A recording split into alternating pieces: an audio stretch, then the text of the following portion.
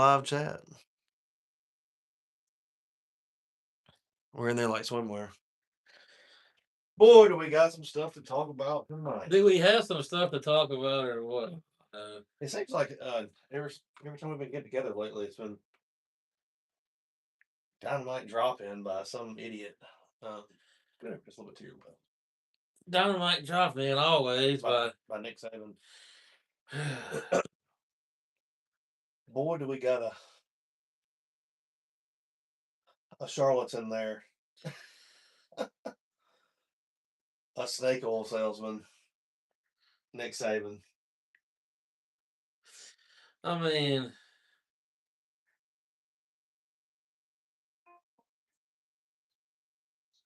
What's that? I don't know. Background music.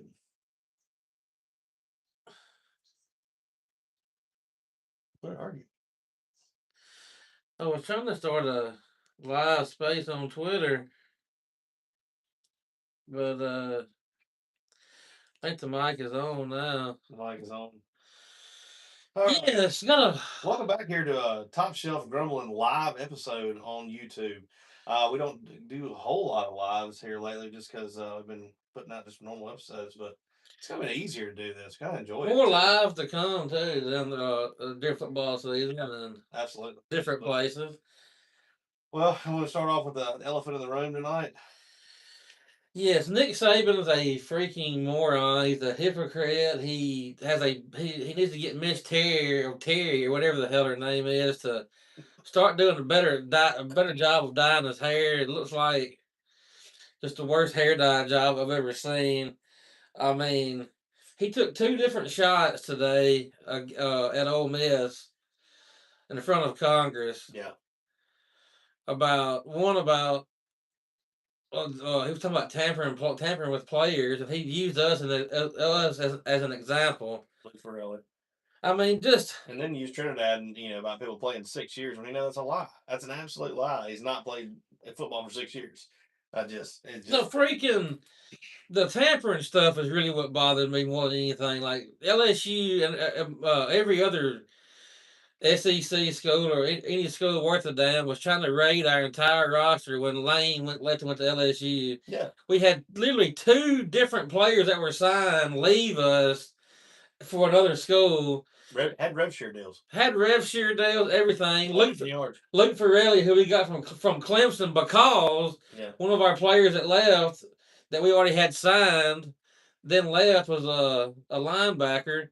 And we needed another linebacker. Luke Farrelly, who we got, by the way, had not signed anything. Got mixed reports on that, but I'm pretty sure or somebody say, well, he signed a financial aid agreement. Okay. My aching ass, I mean, this really is. I mean, tuition money. Look, Saban even on its face, him up there acting like he's holier than thou. That's the biggest. That's the best. That's the him taking his little pot shots at Ole Miss aside. Saban up there acting like he's some like moral authority on. Oh, when I was coaching, none of this was going on. We just was just. Yeah. He's trying to puppy dog tails and unicorns when I was coaching, like. And Challengers and Chargers. Apparently, that was And when he got more expensive than a car, he got out. He was like, "Yeah, we can't do this." I mean, it's just. I really can't get over it. And you got everybody piling on. Yeah, Saban, look at Ole Miss, tampering. Yeah. Well, we're the only school that's doing it. I mean, look. In the middle of a playoff run, trying to keep your roster together with your coach trying to leave. And we're the ones that you're going to worry about people tampering. It wasn't. It wasn't everybody else trying to raid our roster and everybody else in the entire country. And look, the guardrails and rules need to be put in place for all this stuff. Yes. There's no doubt about that. But not disagreeing with you whatsoever, but acting like that we're like the only ones doing it is it's laughable. It's really truly laughable that people are trying to pile on. And look, I got state fans and even a Rose Bowell Robinson tweeting at me today talking about they're trying to somehow lump this in with the Hugh Freeze stuff. I mean, seriously, this stuff happened. The Hugh Freeze stuff was 10 years ago now, folks, and you're still trying to lump Pete Golding or whoever went in with Hugh Freeze because we got a a mid 3-4 star linebacker. I'm not saying he's a mid player, but like he's not like. Yeah. I mean, Clemson acts like that we come there and shot somebody in the head. We're not trying to say that what we did was not, above board or whatever you want to call it. But nobody's crying foul about anybody else in this whole conference or in this whole, in the whole entire NCAA, except for Ole Miss. And he said it twice today, and like you said, in front of Congress. That's kind of ridiculous. But and Congress is not going to do anything anyway. No, it's not that they're not going to do anything, but it puts it in such a public light. It's like once we start winning, here they come. I mean, I still can't get over it. I'm not sure if my Twitter. I'm trying to do a little Twitter space here. I don't know if it's been working or not, but yeah, that's okay too. It's okay. Yeah, Nick Saban, you're an idiot. I want you as far away. He wants us to go back to when Alabama and a select few others could only play were the only ones that could pay players. Yeah. He does not want a level playing field at all. And if everybody's being honest, everybody knows he sounds like an idiot. Well, and somebody said he made $100 million, and now he's like, "Hey guys, y'all are making a little too much money."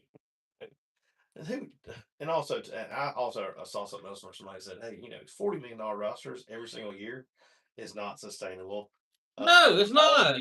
All these teams. I mean, look at all these the P&L sheets from even top ACC schools. Even some SEC schools. They're not making money except for maybe a little bit of football money, but they're not sitting there sitting on a pile of money just waiting to hand it out. And now Saban is right about one thing. We can't, like, if you don't spend the money, everybody's gonna be like, well, they're gonna be calling for your head, Absolutely, yeah. So everybody's spending the money basically. Well, and another thing too, Lane Kiffin's a problem.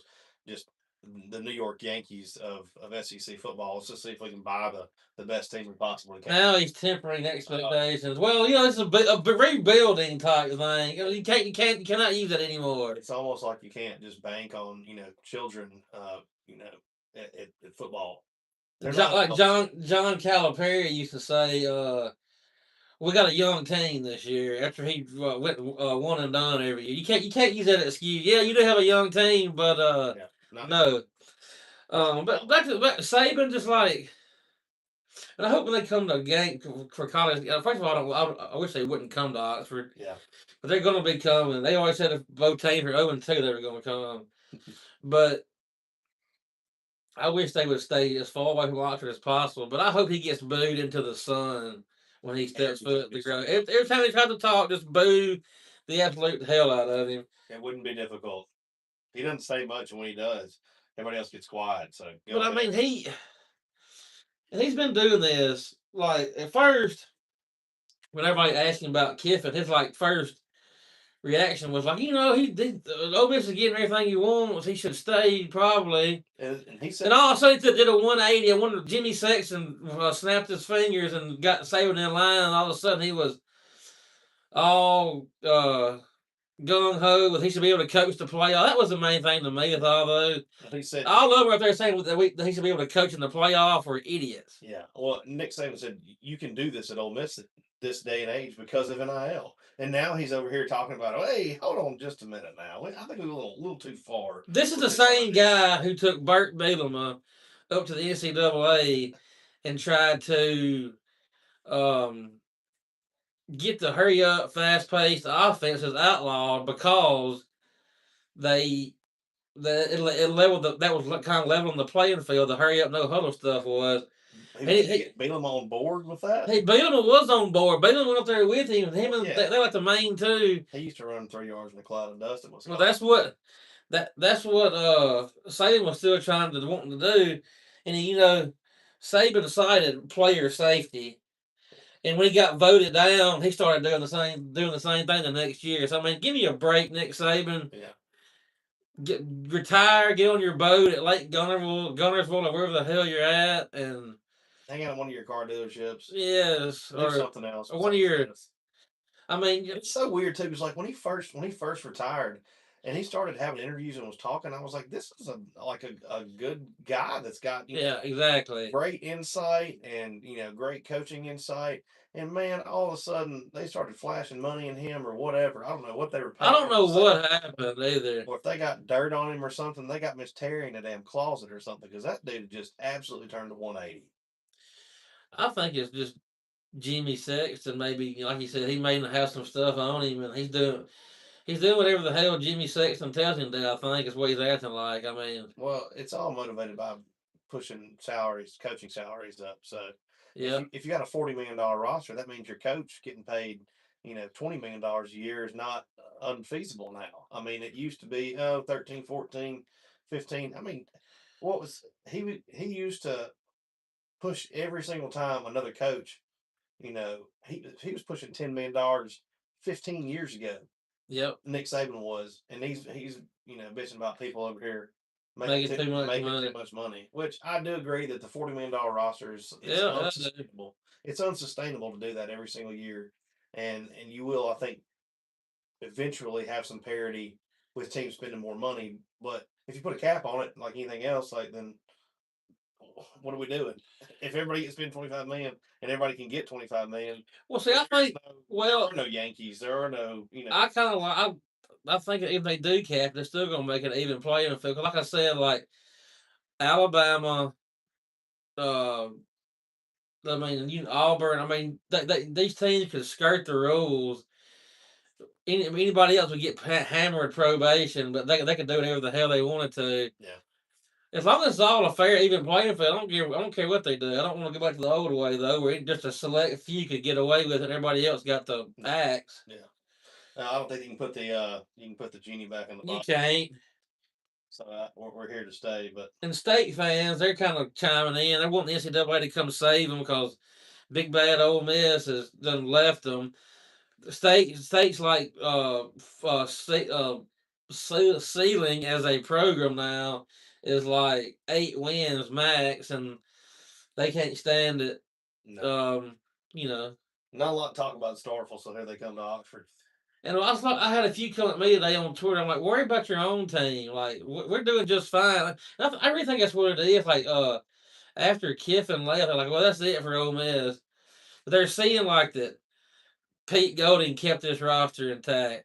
Pete Golding and the staff are absolutely killing it on the recruiting trail, and that's just not sitting right with people. Yeah, Keegan Croucher's just lighting it up at the Elite 11. I know. They're just in shambles. They really are in shambles. Like, people are like literally in shambles. LSU fans, they're in shambles because we're not in shambles. Yeah. And we're not going anywhere. So get ready for it.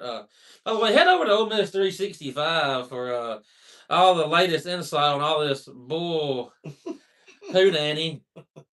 Absolutely, there's articles popping off every day. And the message board is starting up. It is popping off. People are fed up with it's the hypocrisy, Yeah, the status quo. But kind of enough about that. Really, we got a few things. Go to hell, Nick Saban. Yeah, I mean, what do you expect? What do they say? A tiger don't change his stripes. Well, we got especially when they're being paid. What do you want to talk about now? The baseball regional? You want to do football or? So let's go into the Rebs and the Supers. We're going head to the Plains. Head to Auburn. We needed Milwaukee to. All Milwaukee had to do was beat Auburn one game out of two, and just kind of couldn't get it done. No, that was a tall task. Auburn's a good team. I mean, They got a stacked lineup. Now their pitching kind of gave us some trouble in this regional, but my goodness gracious, the dang their team ERA is like 3.5 or something for the year. I noticed. I saw where their coach did an interview and talked about the tournament setup and how it stressed you in different ways, and maybe that wasn't the right way to do it or something. It's like, well, I got to think about that. Our pitchers pitched 15 or 16 relief innings or something like that because of all those games that went, and we didn't have a problem.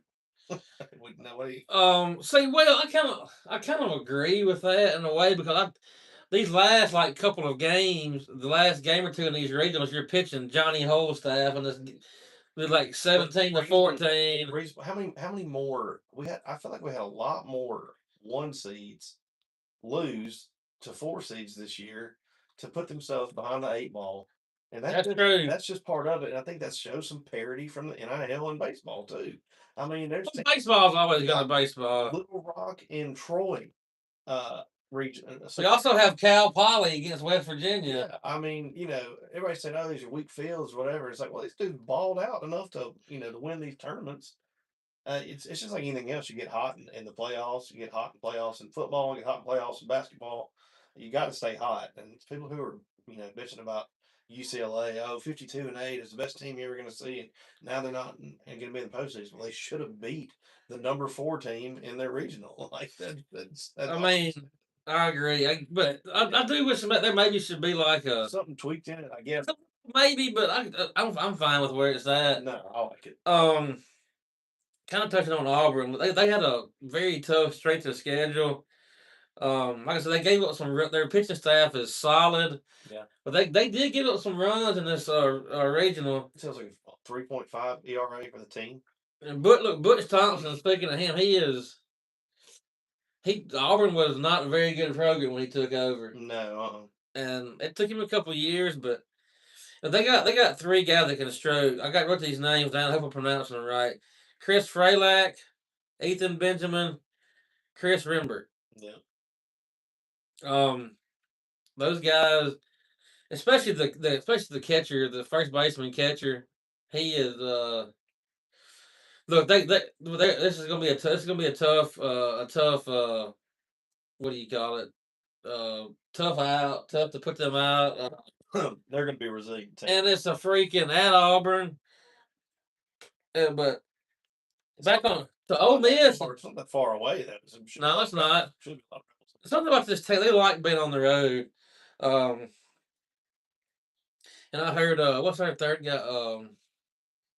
Wrote an article about him. What's the Townsend? He said he likes pitching on the road better. He likes quieting the opposing crowd. Yeah.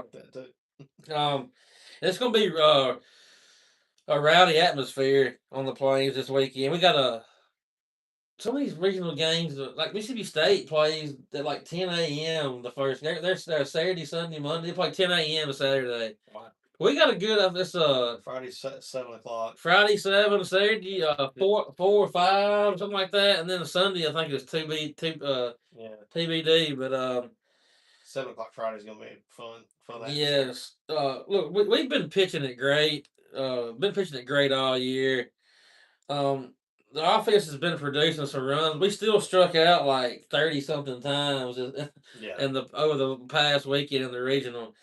But I've said it all year. I like this team. I'm not surprised that we are where we are at. We got a chance to make the Omaha. I'd say a very good chance to make the Omaha. Been much better with runners in scoring position. We 2 out hitting too, timely hitting.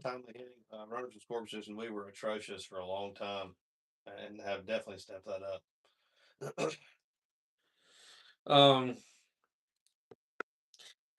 Let's see here. That's pretty much all we can talk about Arizona State. We had 2 burning 2 extra inning games with them. Yeah. And look, they were the best on fire in the entire history. Should have never been. And every one of their hitters got to look dangerous. I mean, it's one of those things that you could just tell that they meant business. And that Contreras guy or whatever, that dude's a stud. He absolutely some timely hits. The whole regional. But yeah, we got like we were like the highest 2 seed. Arizona State should have been a 2 seed. Yeah. Nebraska got a crappy draw, really, to be honest with you.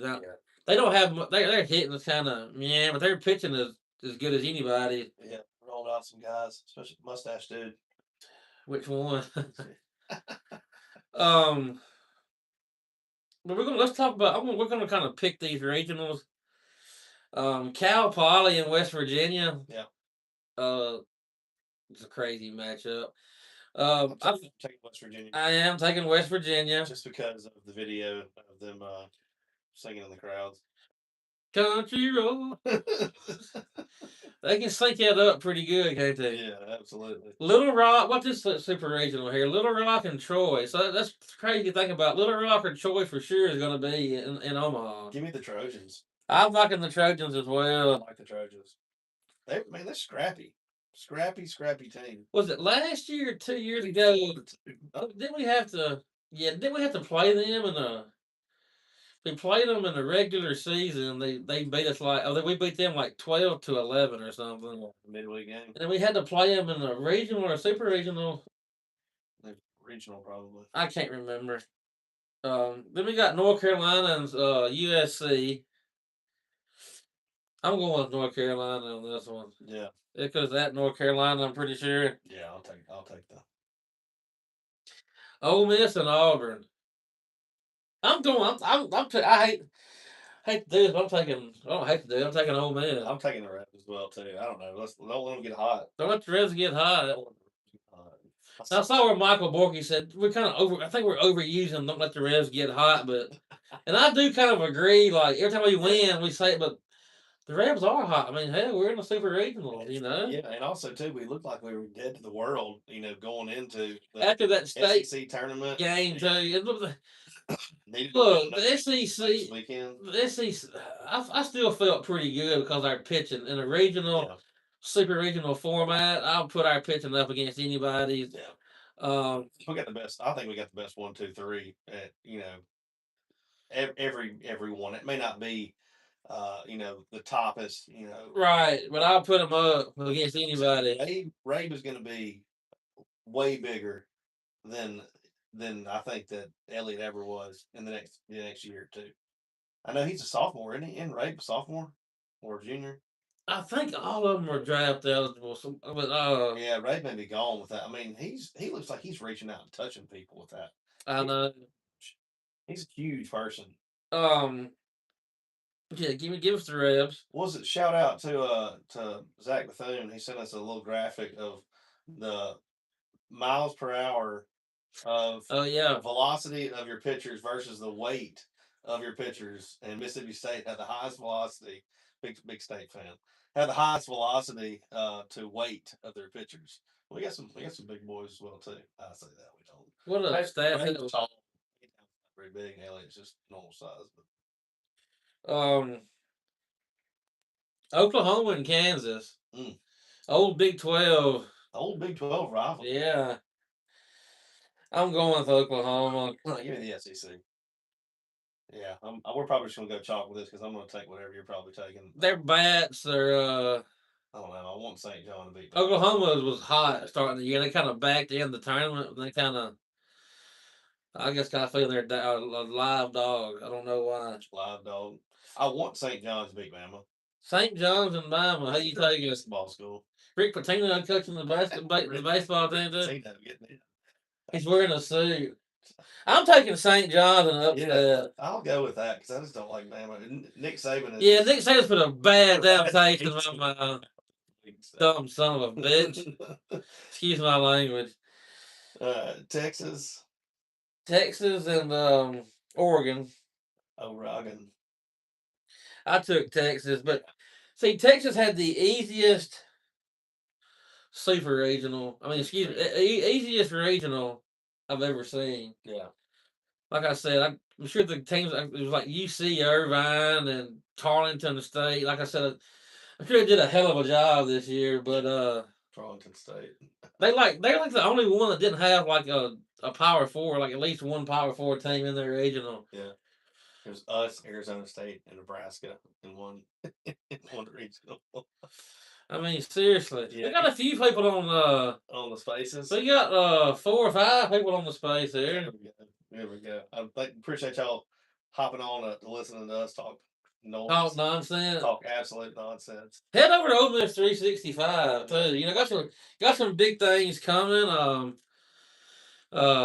Football season is going to be big, so stay tuned. Less than 100 days away. Yes, how many days away? I don't know. It's 90 something because it's less than 100. I know that. I'm taking the Dogs, by the way, on the last one.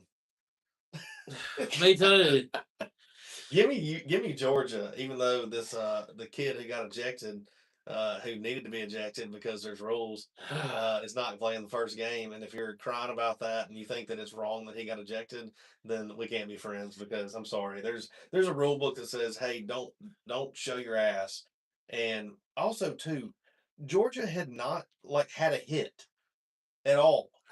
Like it's like Duncan, if with 2 minutes with a minute left and you ain't scored a point the whole dang game, like I don't know. The Ron Polk ball, Ron Polk got mad one time, like back in the '90s, and left and went to Georgia for like 2 years, and then came back to the state. I mean,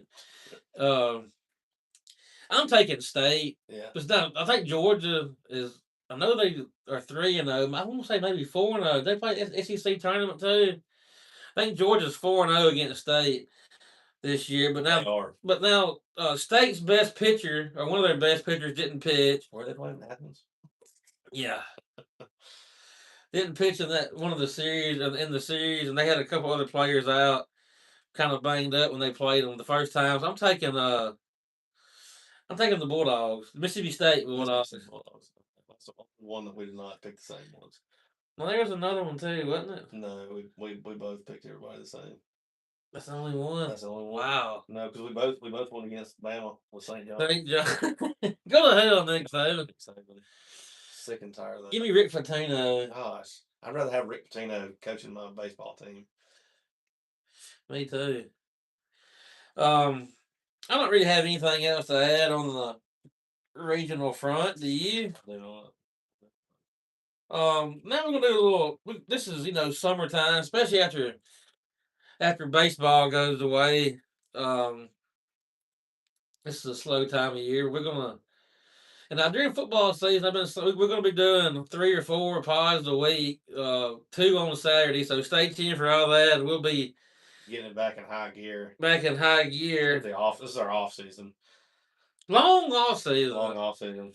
It really is just now about to get started. From like next week until the end of August is. Yeah, and I don't know if y'all know this is our side job. We don't do this for a living. Yeah, we do it for fun, all right. We do it for fun. That's for dang sure. Let's see. You gonna go to our top? We're doing our top hardest games. Going through the schedule. Sandbag. We have a couple comments. All right. On our live. All right. From Sandbagger69. We got a phone call coming in, but I'm not answering it because I don't know who it could be. We're on live. There's no caller out today. No caller. Can't take the risk. I got too many DGN friends along with myself. From Sandbagger69 at Northeast Mississippi Sandbagger69. Dan Ray, it's time to talk about the rampant sandbagging in North Mississippi. There's rampant sandbagging. Well, it's kind of those things. If you don't want to do it, then you better not play. You better not play. That's all I'm going to say about that. I don't think it's sandbagging, but like just trying to shoot a score. I say the word sandbagging. The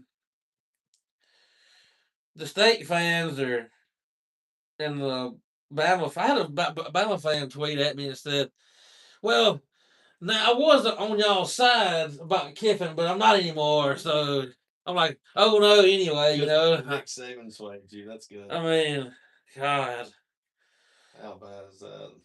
I mean, it's awful. Well, we're gonna do a little the last segment tonight.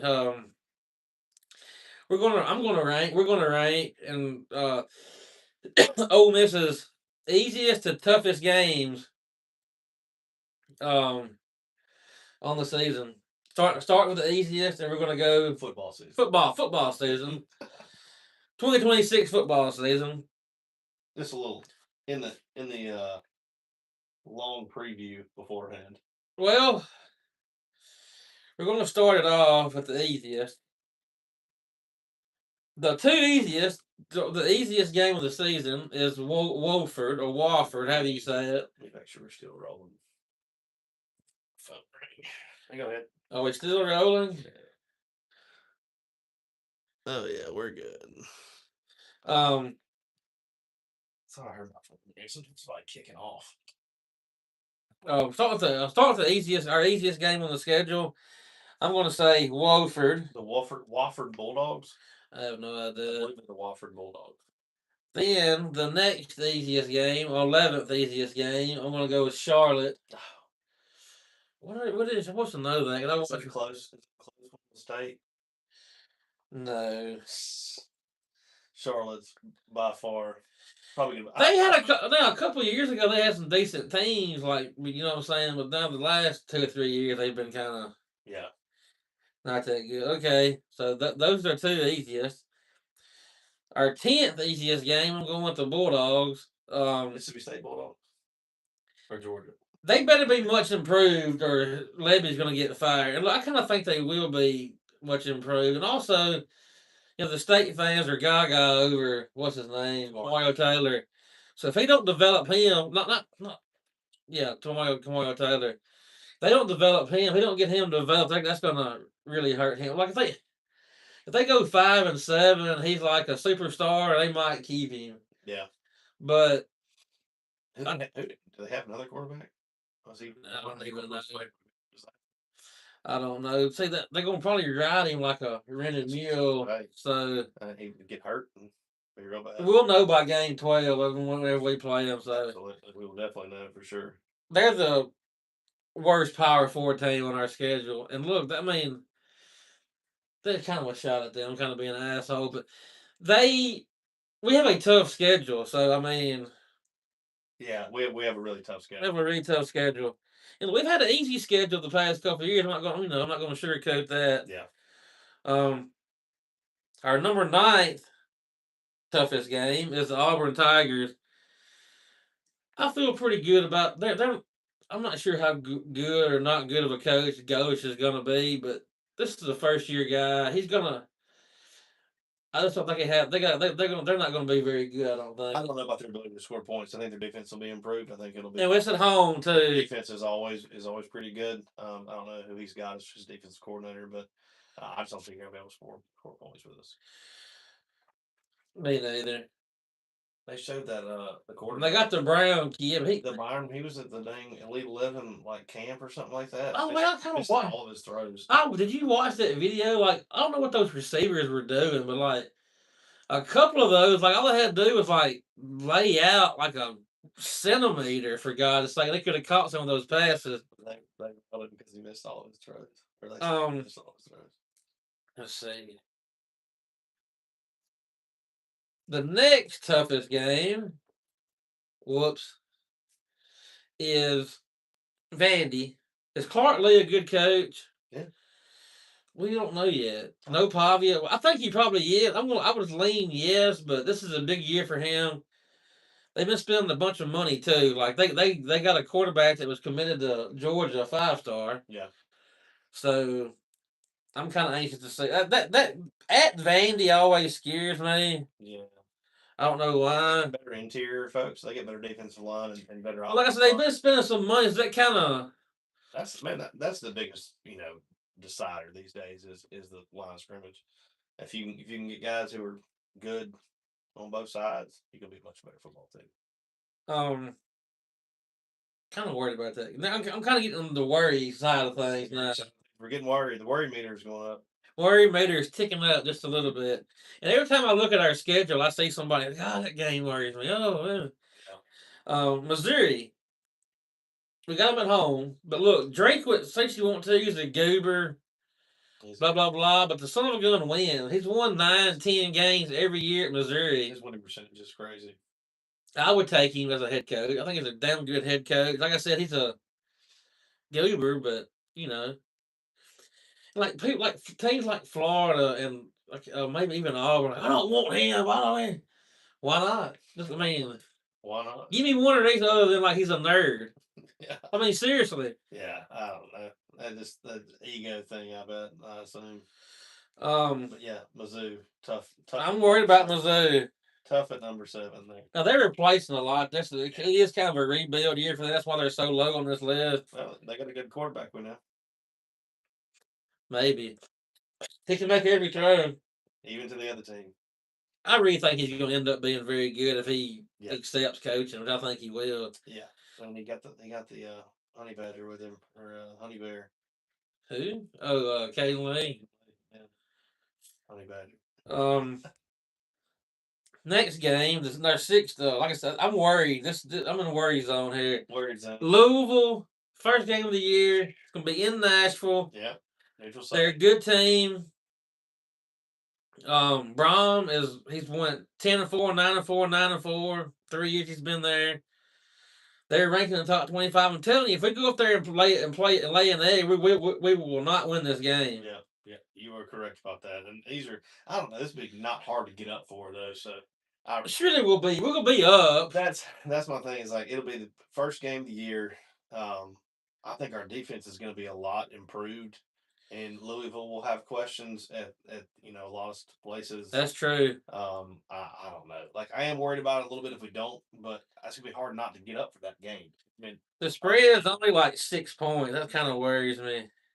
Well, that'll move. Which way? Yeah. Stay tuned for the gambling show this year too. Yeah. Saturday morning gambling show. That'll make Thursday night. We're gonna like pick game the winners and losers on Thursday night show, but like the actual gambling will be on a Saturday. Number 5, Oklahoma. I take that back. Excuse me.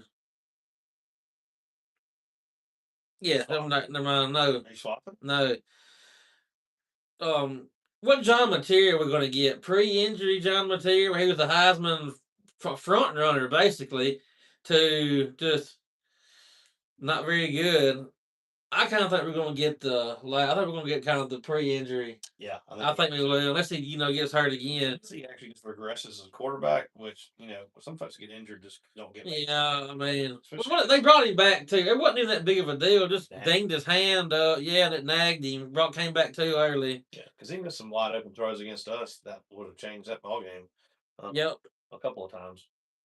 They're going to be good defensively. Yep. They're always good defensively too. Yep. But that game is at home, so almost swapped it up with almost the swamp. And the only reason the swamp is where it's at is that it's at the swamp. It is. I think Summerall's a good coach. He's got a pretty good team. But like Billy Napier had some players on that team. He just kind of couldn't quite get together. It's a trap game. Where it's at is what worries me. It's right after LSU. Yeah. And win or lose LSU, can we get right back up again for Florida?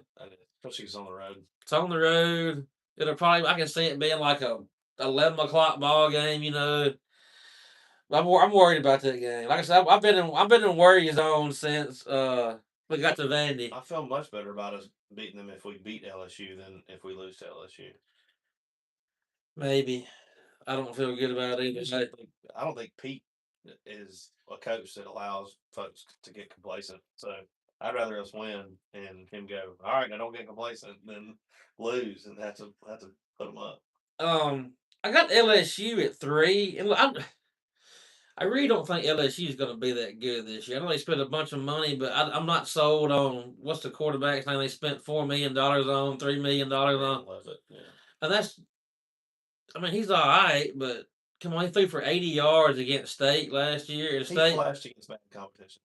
That's the biggest thing. It's like, now Kiffin is a quarterback whisperer. Now I will give that to him all day long, but there's a lot of hot, and Kiffin's already been walking back expectations. And when he's not doing that, he's talking about Ole Miss. Like somebody has put a heavy muzzle on that guy. Like he has not tweeted. Yeah. Even the fake dog Twitter account hadn't tweeted in a while. I mean, I thought I would just take some time away. It's like, no, someone told you that you can't do that. Yes, I mean 100%, absolutely 100%. He got muzzled on his Twitter. Who do you think? You think Verge got? Who do you think Verge got to call him? Because you Verge didn't tell him that. I think it was somebody from the SEC that said, "Hey, we're gonna find the hell out of your ass if you don't shut up." I swear, I think that's what it was. I think it was the SEC. And it may even been Verge called the SEC and kind of nudged him a little bit. Muzzle this guy for me. Like, God, he's stupid. It's terrible. He's done it. This is his third article this week about his old job. I'll try to talk to him, but he won't listen to me.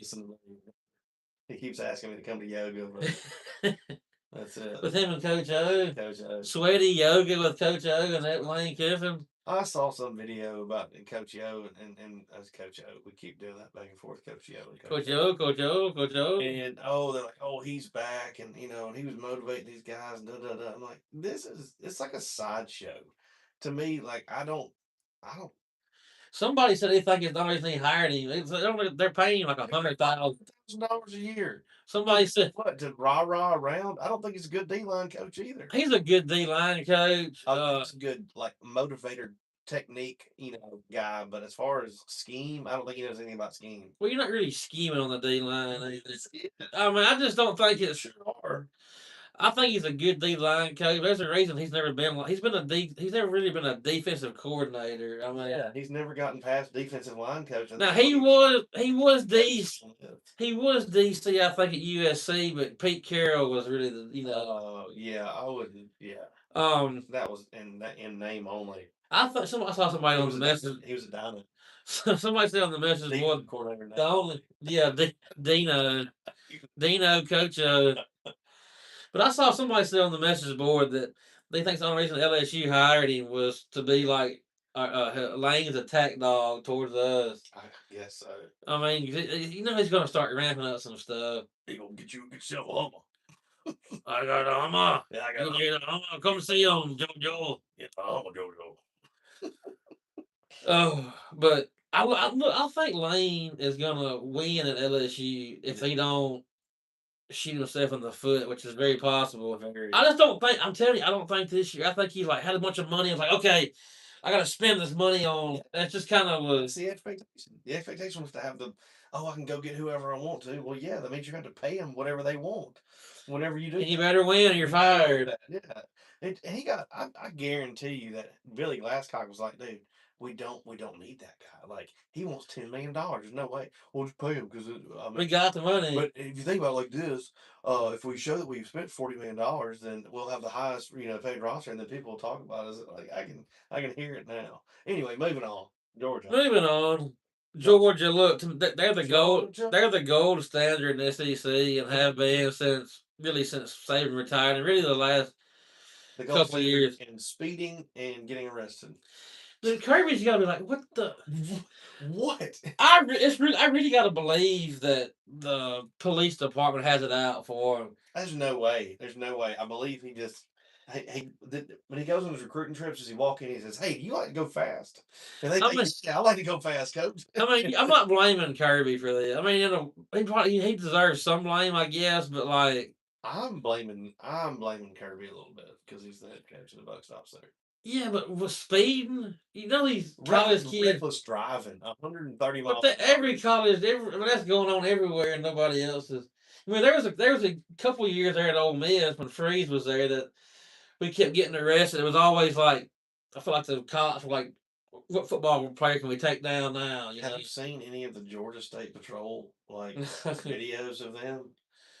No, they don't have a vendetta against the Georgia football team. They just have a vendetta against the world. They're hunting your beat. You're beat. You're absolutely beat. The pit maneuver, they are putting you in the wall like it's over with. But Georgia's they got a lot of players back. Yeah. They're a veteran team. Gunnar Stockton, he's been around the block.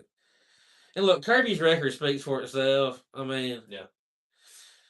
Georgia's our second toughest game, and it's close between them and Texas. To me, it's those two. It's a pretty big gap in the rest for the toughest wise. I put Texas as our toughest game just because it's at Texas, and I think Arch is going to be good. Look, this is a big year. I think Arch is going to be good. Yeah. Which he was the last part of last year when his offensive line finally started playing good. I didn't buy into all the hate on Arch. Now, he was kind of bad, but I'm telling you, go back and watch some of those games.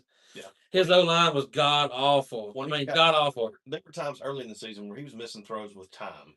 But well, that's also gets in your head. Oh, God, somebody's going to hammer me. Yeah.